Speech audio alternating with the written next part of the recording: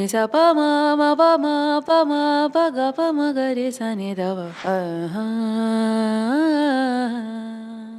Welcome to உரையாடல். நம்மளுடைய உரையாடல் ஷோல இன்னைக்கு ரயில் படத்தினுடைய டீம் வந்திருக்காங்க.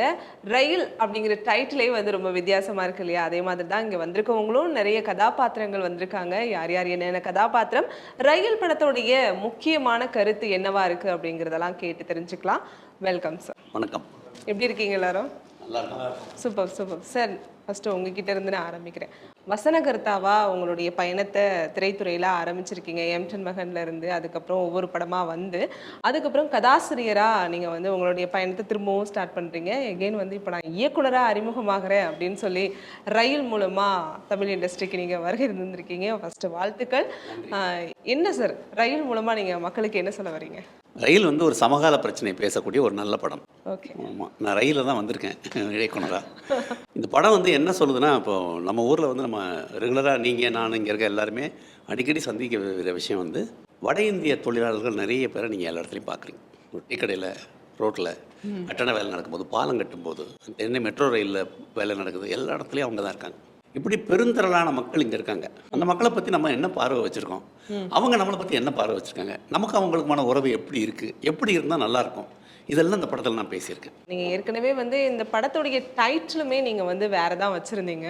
வடக்கன் அப்படின்னு ஒரு டைட்டில் வச்சுருந்தீங்க. எதன் காரணமாக வந்து நீங்கள் இப்போ ரயில் அப்படின்னு சேஞ்ச் பண்ணியிருக்கீங்க? வடக்கன்கிறது எங்களுடைய முதல் டைட்டில். இந்த படத்துக்கு பொருத்தமான டைட்டில் அதுதான் நாங்கள் நம்பினோம், அதனால் அதை வச்சோம். பட் சென்சார் வந்து அதை அனுமதிக்கலை. அது வந்து கொஞ்சம் பிரித்து பார்க்கக்கூடாது, வடக்கு தெற்கு வடக்கன் தெற்குன்னு பிரித்து பார்க்கக்கூடாது. அது ஒரு மாஸ் மீடியாவில் நீங்கள் அதை சொல்லும்போது அந்த வார்த்தையை வந்து துஷ்பிரயோகம் பண்ணுவாங்க, அது வந்து வெறுப்பு தூண்டுற மாதிரி மாற்றிடுவாங்க, வேண்டாம் அப்படின்னு அவங்க அதை அறிவுறுத்துறதுனால அவங்களுடைய ரூல்ஸ் அப்படி இருக்குதுன்னு சொன்னாங்க. நாங்கள் ஆர்கியூ பண்ணி பார்த்தோம். ஏன்னா கதைக்கு இது ரொம்ப பொருத்தமாக இருக்குது, கதையில் எந்த இடத்துலையும் வந்து யாரையும் நாங்கள் இழிவுபடுத்துகிற மாதிரிலாம் இல்லை அப்படின்னு சொன்னோம். அவங்களும் படம் பார்த்தாங்க, படம் அவங்களுக்கு பிடிச்சிருந்தது.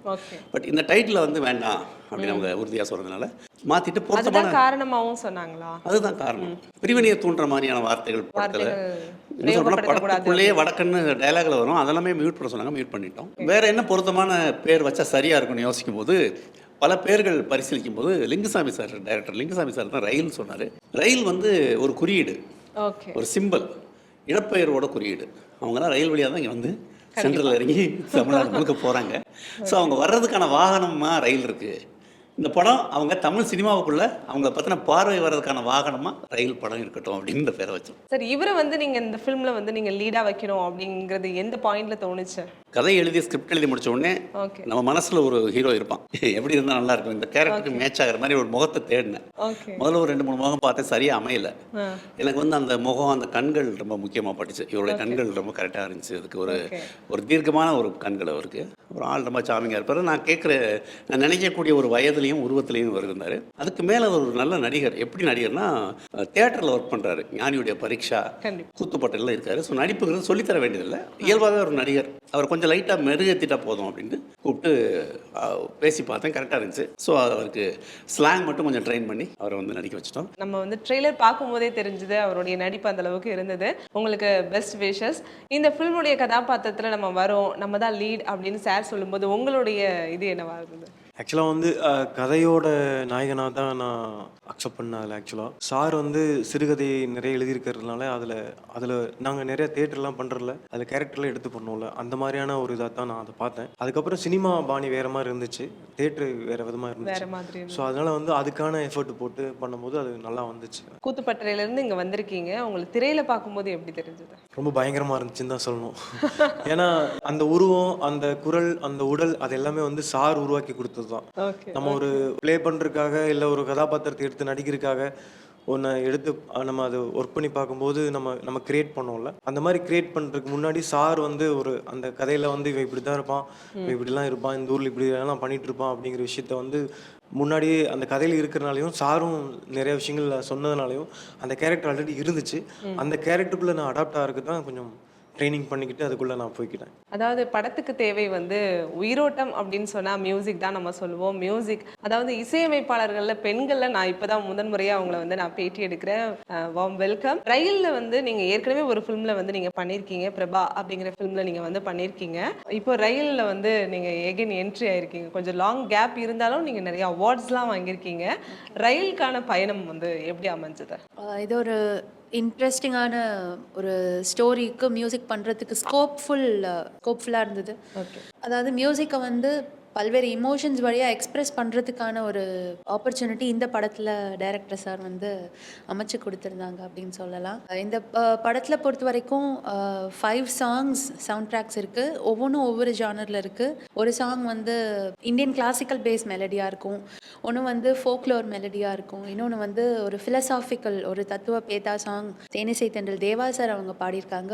இன்னொரு பக்கா ஃபோக் நம்பர் வந்து ஆண்டனி தாசன் சார் பாடியிருக்காங்க. அண்ட் இந்த மாதிரி ஒரு வெரைட்டி ஆஃப் சாங்ஸ் நீங்கள் கேட்டு என்ஜாய் பண்ணுவீங்கன்னு நம்புகிறேன். இந்த படத்தில் வந்து ஒரு ஒப்பாரி சாங் வந்து வெஸ்டர்ன் கிளாசிக்கல் ஒரு சிம்ஃபனி ஆர்கெஸ்ட்ராவோட எக்ஸ்பெரிமெண்ட் பண்ணால் எப்படி இருக்குமோ அந்த ஒரு எக்ஸ்ப்ளோரேஷனை இந்த படத்தில் மூலமாக சொல்லியிருக்கோம். இதுக்கு உண்டான அந்த ஸ்ட்ரிங்ஸ் ஆன்செம்பிள் ரெக்கார்டிங் வந்து நம்ம சோஃபியாவில் இருக்கிற பல்கேரியன் நேஷனல் ரேடியோ சிம்ஃபனி ஆர்கெஸ்ட்ராவோட கொலாபரேட் பண்ணி ரெக்கார்ட் பண்ணினோம். கேட்கறதுக்கு ரொம்பவே நல்லா இருக்கு. நீங்க பாடுவீங்களா? எஸ், நீ எங்களுக்காக, ஏன்னா நீங்க எஸ்பிபி சார் கூடலாம் வந்து சேர்ந்து பண்ணிருக்கீங்க. ஸோ எங்களுக்காக. ஒளியாடுது சுடராடுது திருநாளிது தானே, மனதோடொரு கனவானது நனவாகிற நாளே, விதி மாறுது வினை தீருது விடிவாகுது பகலே, இருளோடுது ஒளி வீசுது அகலே, அகமெங்கிலும் சுகம் பொங்கிடும் இதம் தங்கிடும் தினமே, தொடர் வேதனை இடராதென திடம் கொண்டது மனமே, துயர் தீர்க்கிற துணையாயவன் வருவானென இருப்பேன், இருளோடுது ஒளி வீசுது அகலே, சபம பாபம பாபம நித பாபம பமகரிச நிச பம பம பம பக பமகரிச நிதவ. Super super super. தேங்க்யூ. ரொம்ப ஸ்போர்ட்டிவா நாங்க கேட்டதும் வந்து சாங் எடுத்து பாடிட்டீங்க. அதுவும் நீங்க வந்து ரிலீஸ் பண்ணாத ஒரு ரயில்ல இருந்து நீங்க பாடிருக்கீங்க. சார், அவங்களுடைய விக்கிபீடியால நம்ம லிஸ்ட் எடுத்தோம்னா எதை சொல்றதுன்னு தெரியல, அவ்வளோ லிஸ்ட் இருந்தது. இன்னும் நிறைய படங்கள் பண்ணணும் அப்படின்னு சொல்லி என்னுடைய பெஸ்ட் விஷஸ். இந்த படத்துல வந்து அந்த வடக்கன் அந்த கேரக்டர் நம்ம உருவாக்கணும் அப்படிங்கிறது ஒரு பெரிய விஷயம். சார், பர்வேஷ் நீங்க எப்படி பிடிச்சிட்டு வந்தீங்க? பர்வேஷ் எப்படி என்ட்ரி ஆனாரு ரயில்ல? ரொம்ப சேலஞ்சிங்கான காஸ்டிங் வந்து அவன் தான். ஏன்னா இதுக்கு பொருத்தமான ஒரு நார்த் இந்தியன் கிடைக்கணும். அவனை பார்த்தோன்னே நமக்கு பிடிக்கணும் அப்படின்னு எனக்கு தோணுச்சு. அதனால தேடி பார்த்தோம், கிடைக்கல யாரும். அப்புறம் ரமேஷ் சந்திரான்னு எனக்கு ஒரு ஃப்ரெண்ட் இருந்தார். அவர் திடீர்னு ஒரு நாள், சார் எனக்கு தெரிஞ்ச ஒரு பையன் ஒரு படத்தில் சின்ன ரோல் பண்ணியிருக்கான், அவனை கூப்பிட்டு பாருங்க, அவன் நல்லா இருப்பான், நீங்கள் சொல்கிற மாதிரி இருக்கான் அப்படின்ட்டு அனுப்பிச்சி விட்டார். ஆடிஷன் வந்து பேசினோடனே எனக்கு பார்த்தோன்னே ரொம்ப அப்பீலிங்காக இருந்துச்சு, இவன் தான் இவனை கேஸ்ட் பண்ணிடலான்ட்டு. பட் பேசி பார்த்தேன். அவன் கோயம்புத்தூரில் வந்து டிகிரி படிச்சிருக்காரு. ஓகே. ஸோ கோயம்புத்தூரில் படித்ததுனால தமிழும் ஒரு சின்ன கேப் விட்டதுனால கொஞ்சம் தடுமாறு வரும், பட் தமிழ் தெரியும். இவரை போட்டுடலாம் அப்படின்ட்டு இன்னும் நல்லா பாட வேறு செஞ்சார். ஸோ நிறைய தகுதிகள் இருக்குது. அப்புறம் நம்ம நினைக்கிற கேரக்டருக்கு ஏற்ற மாதிரி வேறு இருக்காருன்னு அவரை ஃபிக்ஸ் பண்ணோம். ரொம்ப எக்ஸலண்ட்டாக பண்ணியிருக்காரு அவருமே. Super super. பர்வேஷ், அதாவது தமிழ் இண்டஸ்ட்ரியில் உங்களுடைய அதாவது பெரிய வந்து எதிர்பார்ப்போடு உருவாகி இருக்கிற ஒரு ஃபிலிம் தான் ரயில். இதில் வந்து நீங்களும் வந்து லீடாக வந்து நீங்கள் அதில் நடிச்சிருக்கீங்க. ட்ரெய்லர் பார்க்கும்போதே தெரிஞ்சது அதில் நீங்கள் எவ்வளோ ஹார்ட் ஒர்க் பண்ணியிருக்கீங்க அப்படின்னு சொல்லி. ரயிலில் உங்களுடைய பயணம் எப்படி அமைஞ்சது? முதல்ல எனக்கு பாஸ்கர் சாருக்கு நன்றி சொல்லணும். ஏன் எக்ஸ்பீரியன்ஸ் ரொம்ப நல்லா இருந்துச்சு. ஷூட்டிங் போகும்போது பாஸ்கர் சார் ஒரு எல்லா டீம் வடக்கன் டீம் ரொம்ப சப்போர்ட் பண்ணேன். So I tend feel like I was in some other state. So it was good. அவர் கொஞ்சம் பார்க்குறதுக்கு கொஞ்சம் ஃபாரினர் மாதிரி லுக்கில் இருக்காரு. கொஞ்சம் ஆனால் மாற்றி கொண்டு வரணும்ல. ஆனால் ட்ரெய்லரில் பார்க்கும்போது பக்காவா அப்படி இருக்கிறாரு.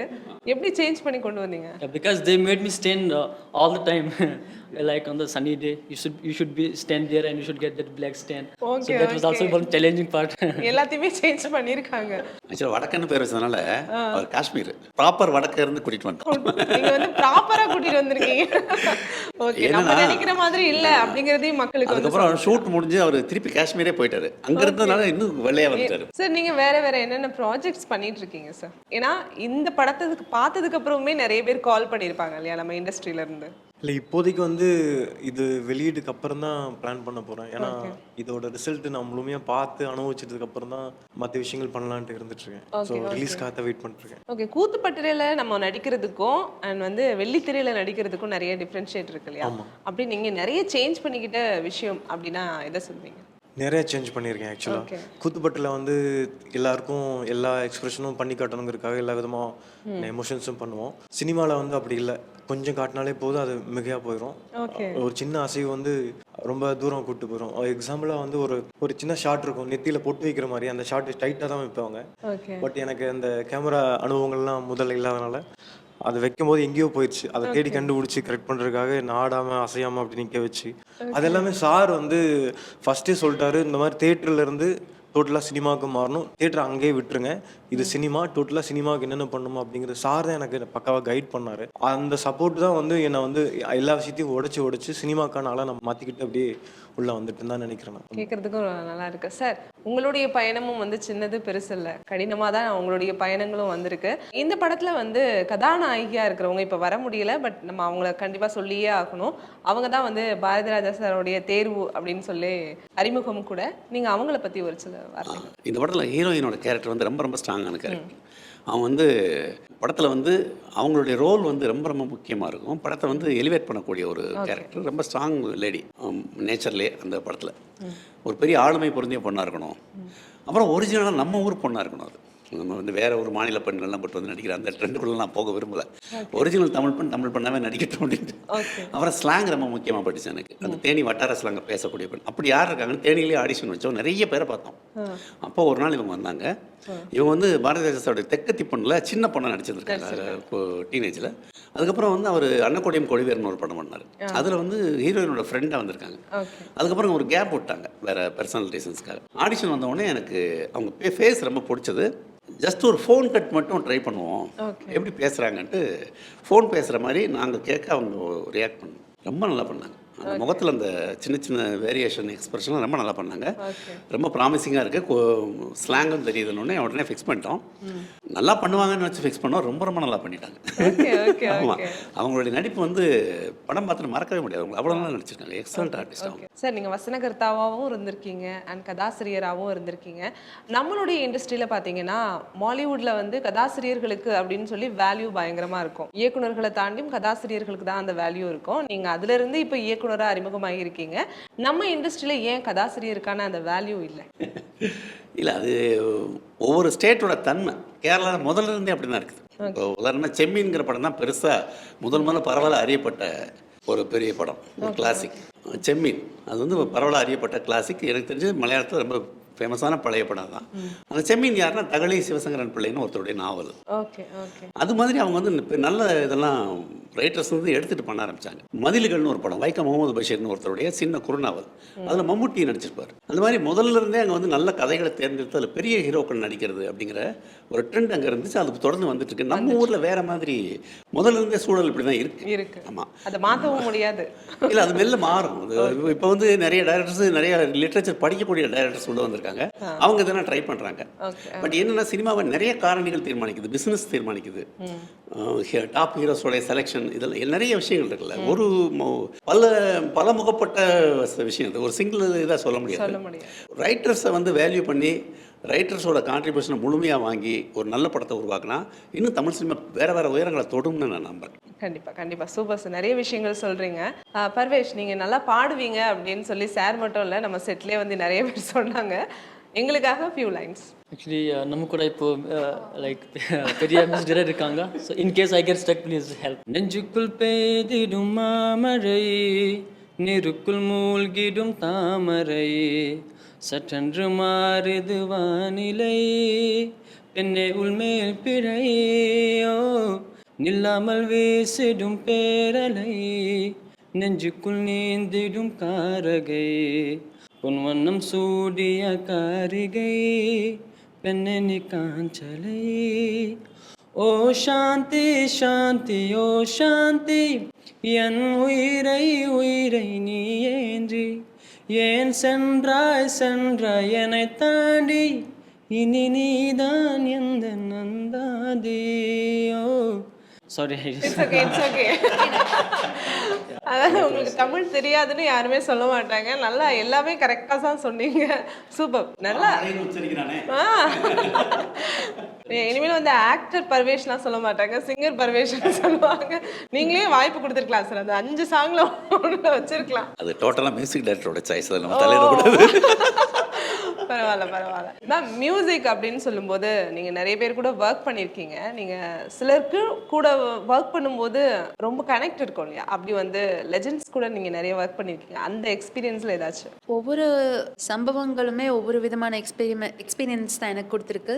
தேவா சாரோட ஒர்க் பண்ணதாகட்டும், என்னோட குரு பாலமுரளி கிருஷ்ணா சாரோட ஒர்க் பண்ணதாகட்டும், நிறைய விஷயங்கள் நான் வந்து கற்றுக்கிட்டேன். அவங்க வந்து எவ்வளோதான் வந்து பெரிய லெஜெண்ட்ஸாக இருந்தாலும் அந்த ரெக்கார்டிங் அந்த தேட்டருக்குள்ளே வந்துட்டு அந்த மைக் முன்னாடி நின்றுட்டா மியூசிக் டைரக்டர் ஆர் கம்போசருக்கு எப்படி வேணுமோ அவங்க ஒரு tune or notes, set of notes வந்து மைண்டில் வச்சுருப்பாங்க. அதை எப்படி பாடணும், அந்த எனன்சியேஷன், ப்ரொனவுன்சியேஷன் எல்லாமே வந்து கம்போசர் கிட்ட, அதாவது என்கிட்ட கேட்டு இந்த டேக் ஓகேயா, இது ஓகேயா, நான் வேற எப்படி கரெக்டாக பாடணும் அப்படிலாம் வந்து கேட்டு பயங்கரமாக எனக்கு அப்படியே இது வந்து really a dream come true moments தான் வந்து எனக்கு லெஜெண்ட்ஸ் கூட ஒர்க் பண்ண அனுபவம். Okay. And apart from that legend Pandit Hariprasad Chaurasia அவங்களோட ஜுகல்பந்தி கான்சர்ட் வந்து பாரிஸில் பண்ண அனுபவமும் மறக்க முடியாது. இளையராஜா சார் கூட ஒர்க் பண்ணணும் அப்படின்னு ஏதாச்சும் இன்ட்ரெஸ்ட் இருக்கா? Definitely he is a legend இல்லையா? ஸோ டெஃபினட்டாக எனக்கு அந்த மாதிரி ஆசை இருக்கு. ரயில் அப்படின்னு வச்சிருக்கீங்க. அதாவது டைட்டில் சேஞ்ச் பண்ணி வச்சதுக்கு அப்புறமா நிறைய விமர்சனங்கள் வந்துச்சு. எங்களுக்குமே வந்து பயங்கரமா ஏன் சேஞ்ச் பண்ணாங்க, எதனால சேஞ்ச் பண்ணாங்க, சென்சாரா சேஞ்ச் ஆயிருக்குமா, இல்ல ப்ரெஷரா அப்படின்லாம் வந்தது. எதுவும் ப்ரெஷர் ஏதாச்சும் வந்ததா? இல்லை, ப்ரெஷர் எதுவுமே வரல.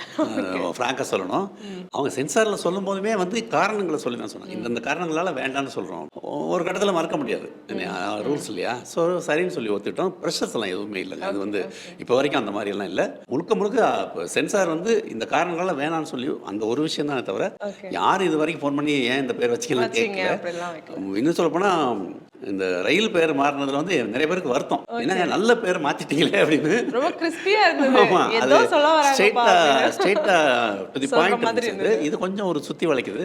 பட் இது நல்ல ரீச் ஆயிருச்சு. என்னன்னா சென்சார் அப்படி இப்போ மாத்தினதுனால அதை பத்தின ஒரு விவாத பொருளாகி அதுவே இந்த படத்துக்கான ஒரு விளம்பரமாகவும் மாறிடுச்சு. அது என்னன்னு அது ஒரு விதத்துல வரவேற்கத்தக்கது தான். அப்புறம் இந்த டைட்டிலுமே ரொம்ப பிடிச்சுதான் இருக்கு எனக்கு. ஏதோ ஒரு விதத்துல கனெக்ட் ஆகுது படத்தோடைய. அதாவது நீங்க ட்ரைலர்ல வந்து நிறைய விஷயங்கள் மென்ஷன் பண்ணிருக்கீங்க. அதுல ஒண்ணு என்ன அப்படின்னா, அங்கிருந்து ரயில் மூலமா வந்து இங்க வந்து பயங்கரமா வந்து எல்லாரும் வளர்ந்துட்டு இருக்காங்க. பட் நம்ம இங்க இருக்கக்கூடிய தொழிலாளர்களுக்கான வாய்ப்புகள் குறையுது அப்படிங்கறத நீங்க ஒரு இடத்துல மென்ஷன் பண்ணிருப்பீங்க. அந்த ரூபா நோட்டை எடுத்து காட்டுறதா இருக்கட்டும், அந்த மாதிரி விஷயங்கள் வேற என்ன சார் ஆட் பண்ணிருக்கீங்க? இல்ல அதான் அந்த விஷயத்துக்கு நிறைய பரிமாணங்கள் இருக்கு. இப்போ உதாரணமா ஒரு ஊரில் திடீர்னு 100 ஏக்கரை வந்து வேற ஒரு மாநிலத்தை சேர்ந்த ஒருத்தர் வாங்கி போட்டுறாரு. அந்த 100 ஏக்கருங்கிறது அந்த கிராமத்தை சுற்றி இருக்கு. அந்த கிராமத்தில் இருக்கவங்க போகிறதுக்கான பாதையே அடைபட்டு போகுது. அவன் நிலத்துக்கு போகிறதுக்கான பாதையில் வேற ஒருத்தர் நிலம் வந்து அவர் கட்டடம் கட்டிடுவார். அந்த மாதிரியான லேண்ட் கிராபிங் அங்கங்கே நடக்குது. அதெல்லாம் பெரிய விஷயமா இருக்கு. இப்போ நிறைய விஷயங்களை பேசுகிறவங்க, அதாவது படம் வந்து முழுக்க சோசியல் பிரச்சனைகளை மட்டுமே பேசுகிறக்கூடிய அரசியல் படம் கிடையாது. இது வந்து தனி மனித உணர்வுகள் வழியாக நம்ம ஒரு கதையை சொல்கிறோம். அது சம்மந்தப்பட்ட மனிதர்களோட கதையை சொல்கிறோம், எமோஷனலாக சொல்கிறோம், ஹியூமராக சொல்கிறோம். பட் சட்டில் ஒரு பொலிட்டிக்கல் இது உள்ளே இருக்குது. அது என்னென்னா எல்லா வாழ்க்கையிலையும் அரசியல் இருக்குது, எல்லா நடவடிக்கைகளையும் அரசியல் இருக்கு இல்லையா? ஸோ இந்த படத்துலையும் அரசியல் தவிர்க்க முடியாமல் இருக்குது. வடக்கர்கள் இங்கே வர்றது வந்து முழுக்க சமூக சூழல் சார்ந்தது தான். அதில் வந்து அரசியலுங்கிறது 2வது தான் வருது. அடிப்படையான விஷயம் என்னென்னா அங்கே வேலை இல்லை, அங்கே வறுமை. அதனால அவங்க வேலை இருக்கிற இடத்த தேடுறாங்க. இங்கே வந்து பொருளாதாரமாக நம்ம தன்னிறைவு அடைஞ்சிருக்கோம். இங்கே சில வேலைகளுக்கு ஆட்கள் பற்றாக்குறை இருக்குது. ஸோ இந்த பற்றாக்குறையை ஃபில் பண்ண அவங்க வராங்க. இது இயல்பாக நடக்கக்கூடிய ஒரு சமூக விஷயம் இல்லையா? அதாவது சமூகத்தில் நடக்கிற ஒரு விஷயத்தை தான் நீங்க. ஆமாம், அதில் இருக்கக்கூடிய பல்வேறு பரிமாணங்கள் இருக்குது. ஒரு படத்தில் முழுமையாக சொல்லிட முடியாது. சில இடங்களை நான் தொட்டிருக்கேன். அதாவது பெரும்பாலான ஸ்டோரிஸ்லாம் இப்போ வரதுலாம் ட்ரூ பேஸ்டானது அப்படின்னு சொல்லி இது பண்ணுறாங்க. நீங்கள் அந்த மாதிரி ஏதாச்சும் மென்ஷன் பண்ணுறீங்க? ஆமாம், ஒரு ரியல் இன்சிடென்ட் தான் இதனுடைய சோர்ஸ் ஆஃப் இன்ஸ்பிரேஷனாக இருந்துச்சு. நீங்கள் ஏன் அதை மென்ஷன் பண்ணல ஸ்டோரி? அது கதை வெளியே வந்து ட்ரெய்லரில் ஓகே கதையை நான் சொல்லிடக்கூடாது. ஓகே ஓகே பட் அதை விட முக்கியமானது வட இந்தியர்கள் இங்கே வரதை வெறுப்போடு பார்த்து ஒருத்தர் டீ கடையில் ஒரு நாள் சொன்னார், ஓகே இவங்க எல்லாம் வந்து நம்ம பொழப்ப கெடுத்துருவாங்க போல் இருக்கு, இவங்கெல்லாம் விரட்டணும் அப்படின்னு ஒருத்தர் சொன்னார். அந்த வார்த்தை என்னை வந்து ரொம்ப டிஸ்டர்ப் பண்ணிச்சு. அந்த டிஸ்டர்பன்ஸை ஒட்டி தான் இதை நம்ம எழுதணுமேன்னு தோணிக்கிட்டு இருந்துச்சு. அப்புறம் அந்த பழைய ரியல் இன்சிடென்ட் ஒன்று ஞாபகம் வந்துச்சு. இது ரெண்டையும் சேர்த்து தான் அந்த கதையை பண்ணேன். இல்லை இப்போ பெரும்பாலுமே வந்து என்னன்னா வட இந்தியர்கள் இங்கே வந்ததுனால இங்கே இருக்கக்கூடியவங்களுடைய வருமானம் குறையுது அப்படிங்கிறது ஒரு கருத்தாக தானே இருந்துட்டு இருக்கு. இது வந்து ஒரு சமூக மாற்றம், சமூக பிரச்சனை எது வேணால் நீங்கள் எடுத்துக்கலாம். இப்போ துபாயிலேருந்து ஏன் நம்ம தமிழ்நாட்டிலேருந்து கொத்த துபாய்க்கு போனோம், கேரளாலேருந்து துபாய்க்கு ஏன் போனாங்க? அங்கே வேலை செய்ய ஆள் இல்லை, இங்கே ஆள் நிறைய இருக்குது, இங்கே வேலை இல்லை, அதுக்காக போனோம். அதே தான் இங்கேயும் நடக்குது. அதை வந்து நம்ம வரவேற்போம். நம்ம வீட்டில் இருந்து ஒருத்தர் துபாயில் போய் சம்பாதிச்சு அனுப்புறது நமக்கு மகிழ்ச்சியை தருது. இங்கே வந்து ஒரு வட இந்திய ஆள் வந்து வேலை செஞ்சு அவன் வீட்டுக்கு பணம் அனுப்புறது உங்களுக்கு வருத்தத்தை தருதுன்னா அந்த பார்வையில் ஒரு சிக்கல் இருக்கா இல்லையா? அந்த சிக்கலை பேசுகிறது தான் அந்த படம். நீங்கள் சொல்லும் போதே தெரியுது எவ்வளோ விஷயங்கள் நீங்கள் உள்ளே இன்சர்ட் பண்ணியிருப்பீங்க அப்படிங்கிறது தெரியுது. மேம், சார் சொல்லும்போது இது ஒரு இன்டென்ஸான ஒரு டெப்த் உள்ள ஃபில்மாக தான் நான் பார்க்குறேன். நீங்கள் 5 சாங்ஸ் இருக்குது அப்படின்னு சொல்லியிருக்கீங்க. சாங்ஸ் மூலயமா சில விஷயங்களை வந்து டைரக்டர் சார் வந்து கன்வே பண்ணணும் அப்படின்னு சொல்லியிருப்பாங்க. அப்படி சாங்ஸ் இருக்கா? கண்டிப்பாக. அதாவது இப்போது சார் சொன்ன மாதிரி இப்போது ரியாலிட்டியில் இருக்கிற ஒரு சம்பவமோ ஒரு சீக்வென்ஸோ அதை வந்து ஃபஸ்ட்டு என்னால் எவ்வளோ அக்செப்ட் பண்ண முடியுது, நான் அதை வந்து ஃபுல்லாக அக்செப்ட் பண்ணனா, பார்ஷியலாக பண்ணனா, இல்லை எனக்கு இது இருந்தால் இப்படி இருந்தால் பெட்டராக இருக்கும் அப்படின்னு நான் வந்து நினைக்கிறேன். அதை வந்து டிஸ்கிரைப் பண்ணக்கூடிய ஒரு சாங் வந்து படத்தோட எண்டில் இருக்குது. அந்த சாங்கை யார் பாடியிருக்காங்க? அது வந்து தேனிசை தென்றல் தேவா சார் பாடியிருக்காங்க. ட்ரெய்லரில் பார்த்துருப்பீங்க இல்லையா? ஃபைனல் அந்த கன்க்ளூடிங் லைன் வந்து நம்ம எல்லாருமே இந்த பூமிக்கு வந்து பிழைக்க வந்தவங்க தான் அப்படின்னு சொல்கிற மாதிரியான ஒரு மிக ஸ்ட்ராங்கான ஒரு கருத்து வந்து இந்த பாடல் மூலமாக கன்வே ஆகியிருக்கு. வைத்த பொழப்பு இருக்கு, வாழ விதைச்சிருக்கு, வாய்ப்பு கிடைக்கும் இடம் தூரம், அதை தேடி வீட்டை விட்டு போகிறோம், அப்படி போன இடத்துலையும் குடி வரும் தொல்லைய தாங்கி பொழைக்கிறது பாரம், எல்லாம் தாண்டி திரும்ப இங்க வரும். Super super super sir. நிறைய கருத்துள்ள படங்கள் நம்ம இண்டஸ்ட்ரிக்கு வரணும் அப்படின்னு நாங்கள் நினைக்கிறோம். பாட்டு மூலமாகவும் நீங்கள் நிறைய பாடல்கள் வந்து தமிழ் மக்களுக்கு கண்டிப்பாக நீங்கள் கொடுக்கணும் அப்படின்னு சொல்லி பெஸ்ட் விஷஸ் சார். அதாவது வசன கருத்தா, அதுக்கப்புறம் கதாசிரியர், அதுக்கப்புறம் இயக்குனர், ஏன் அந்த உங்களுடைய பரிணாமம் வந்து மாறிக்கிட்டே இருக்கு? என்ன இல்லை மாற்றம் இல்லை, வளர்ச்சி. நான் கதைகள் எழுதுறதுல என்னுடைய கேரியர் துவங்கினேன். அப்புறம் பத்திரிகையாளராக மாறினேன். பத்திரிகையாளர்லேருந்து திரைக்கதை இது தொலைக்காட்சி தொடருக்கு எழுதினேன், அப்புறம் சினிமாவுக்கு எழுதினேன், அப்புறம் சினிமாவுக்கு கதையை கொடுத்தேன், அதுக்கப்புறம் இப்போ டைரக்ஷன் பண்ணியிருக்கேன். என்ன சொல்றது, கிராஜுவலாக வளர்ந்துக்கிட்டு இருக்கேன்னு அர்த்தம். நேரடியாக டைரக்ஷன் அப்படி வரல, அதுக்கான அந்த கிராஃப் இல்லை, என்னுடைய டைம் லைனில் இப்படி தான் வர்றேன் நான். டைரக்ஷன் என்னன்னா ஒரு கூடுதல் பொறுப்பு. மற்ற எல்லாமே நான் சிங்கிளாக யோசிச்சு செய்கிறது. ஒரு சிறுகதையோ ஒரு நாவல் எழுதும்போது என்னுடைய எக்ஸலன்ஸுங்கிறது என்னுடைய முழுசாக என்னுடைய தனித்திறமை சார்ந்தது. இதில் தனித்திறமை மட்டும் பத்தாது, இதில் பல திறமைகளை உள்ளடக்க வேண்டியிருக்கு. ஒரு இசையமைப்பாளர் உள்ள வரணும், ஒரு எடிட்டர் உள்ள வரணும், கேமராமேன் உள்ள வரணும், ஆர்டிஸ்ட் நம்ம நினைக்கிற மாதிரி அமையணும். எல்லாத்துக்கு மேலே நம்ம கூட இருக்கக்கூடிய டைரக்ஷன் டீமில் இருக்கவங்க நம்ம மனசை புரிஞ்சுக்கிட்டு நமக்கு சப்போர்ட்டிவாக இருக்கணும். இவ்வளோ விஷயங்கள் சேர்ந்தால் தான் ஒரு சீனே நீங்கள் எடுக்க முடியும். ஸோ ஒரு முழு படத்துக்கு இவ்வளோ பேருடைய கூட்டு ஒத்துழைப்பு தேவை இல்லையா? இந்த ஒத்துழைப்பை கரெக்டாக கோஆர்டினேட் பண்ணி வேலை வாங்கி நம்ம நினைக்கிற படத்தை பிசுறாமல் கொடுக்குறது இல்லையா? இது பெரிய ரெஸ்பான்சிபிலிட்டி, ஒரு பெரிய வேலை, அதுதான் செஞ்சுருக்கேன். அதனால அது கூடுதல் ரெஸ்பான்சிபிலிட்டி தான், நிச்சயமாக டவுட்டே இல்லை. ட்ரெய்லர் பார்க்கும்போது நிறைய வசனங்கள், சாருடைய படங்கள் அப்படின்னு சொன்னாலே, பாஸ்கர் சக்தி அப்படின்னு சொன்னாலே வசனங்கள் வந்து பேசுவோம் அப்படின்னு சொல்லுவாங்க. வசனங்கள் மூலமா நீங்களுமே ட்ரெய்லர்ல நிறைய பேசியிருக்கீங்க. அப்படி பேசின வசனங்கள்ல உங்களுக்கு பிடிச்ச வசனம் எதுவா? கேட்க போறீங்களா? இல்ல, ஒரு சீன் நான் பண்ணேன், எனக்கு ரொம்ப பிடிச்சிருந்தது, இந்த கேரக்டர்ல நான் இந்த சீன் பண்ணது எனக்கு பெஸ்டா இருந்தது அப்படின்னா நீங்க இதை சொல்லுங்க. பொழைக்கிற விதமா பொழைக்கலன்னா பொண்டாட்டி கூட மதிக்க மாட்டாங்கிறது சரியா தாண்டி போச்சு. கையில 4 காசு கிடைக்கலன்னா கழுவிக்கு கிடைக்கிற மதிப்பு கூட மனுஷனுக்கு கிடைக்காது. சினிமோட்டோகிராஃபி பேசியே ஆகணும். படத்தை நம்ம எப்படி வேணா எடுத்துடலாம், பட் மியூசிக் அண்ட் சினிமோட்டோகிராஃபி சேர்ந்தாதான் ஒரு விஷயத்தை வந்து மக்களுக்கு வந்து நம்ம கொடுக்க முடியும். சினிமோட்டோகிராஃபி யார் பண்ணி? தேனி ஈஸ்வர் என்னுடைய நீண்ட நாள் நண்பர். அவர் தொடர்ந்து பயணிச்சிருக்கோம். பத்திரிகையில் சேர்ந்து அசைன்மெண்ட்ஸ் நிறைய பண்ணியிருக்கோம். அப்புறம் நான் ஒரு ஷார்ட் ஃபில்ம் பண்ணேன் 2011. அதுக்கு அவர் கேமரா பண்ணார். அப்புறம் நான் என்னுடைய ஸ்கிரிப்ட் தான் அழகர் சாமின் கோரி, அதில் தான் அவர் வந்து கேமராமேனாக இன்ட்ரோடியூஸ் ஆனார் தமிழ் சினிமாவுக்கு. சமூக கருத்தை தான் சொல்றீங்க, பட் என்னுடைய படத்தை தியேட்டரில் வந்து பாருங்கப்பா, உங்களுக்கு யூஸ்ஃபுல்லாக இருக்கும் அப்படின்னு சொன்னால் நீங்கள் என்ன சொல்வீங்க? சினிமா வந்து ஒரு அற்புதமான ஆர்ட்டுங்க. அது வந்து எழுத்து, ஓவியம், இசை எல்லாம் கலந்த ஒரு கலை வடிவம். அது மேம்பட்ட கலை வடிவம். அதே மாதிரி ஆடியன்ஸை வெகுவாக பாதிக்கக்கூடிய ஒரு வடிவம். நீங்கள் ஒரு 2 மணி நேரம் ஒரு படம் பார்க்குறீங்கன்னா வெளியில் போகும்போது நீங்கள் அந்த 2 மணி நேரத்தோட ஏதோ ஒரு விஷயம் உங்களுக்குள்ளே இறங்கியிருக்கும். அப்படி இறங்கக்கூடிய விஷயம் ஒரு நல்ல விஷயமா இருந்தால் எப்படி இருக்கும்? உங்களுக்குள்ள இருக்கக்கூடிய அன்பை கிளறி விடக்கூடியதா, உங்களுக்கு இருக்கக்கூடிய நல்ல இயல்புகளை மீட்டெடுக்கக்கூடியதா ஒரு சினிமா தான் நல்லா இருக்கும்ல. அந்த மாதிரியான ஒரு குட் ஃபீல் குட் மூவியாக ஒரு படம் பண்ணணும்னு ஆசைப்பட்டேன். அது வந்து சமூக பிரச்சனைன்னு சொல்லணும்னு ஆசைப்பட்டேன். அதையெல்லாம் சேர்ந்து தான் அந்த ஸ்கிரிப்ட் பண்ணியிருக்கேன். ஸோ நிறைய வந்து உங்க சார்பா வந்து கதையா இருக்கட்டும், சிறுகதையா இருக்கட்டும், அண்ட் வந்து நிறைய திரைப்படங்கள் வந்து நீங்க நம்மளுடைய மக்களுக்கு கொடுக்கணும் அப்படின்னு சொல்லி என்னுடைய ஆசையாகவும் இருக்கு. குங்குமராஜா இருக்கட்டும், மேம் நீங்களும் நிறைய பாடல்கள் வந்து நிறைய படங்களுக்கு கொடுக்கணும். பர்வேஷ் அடுத்தடுத்து நிறைய ஃபிலிம்ல நீங்க கமிட் ஆகணும் அப்படின்னு சொல்லி பெஸ்ட் விஷஸ். சார், ரயில் வந்து உங்களுக்கான படமா மட்டும் இல்லை, இந்த சமுதாயத்துக்கான படமாகவும் 21st வந்து சூப்பர் டூப்பர் ஹிட் ஆகிறதுக்கு பெஸ்ட் விஷஸ் என்னுடைய சார்பாகவும் கலைஞர் செய்திகள் சார்பாகவும். மிக்க நன்றி. ரொம்ப அருமையான ஒரு இன்டர்வியூ. உங்கள் எல்லாருக்கும் என்னோட மனமார்ந்த நன்றி. Thank you sir.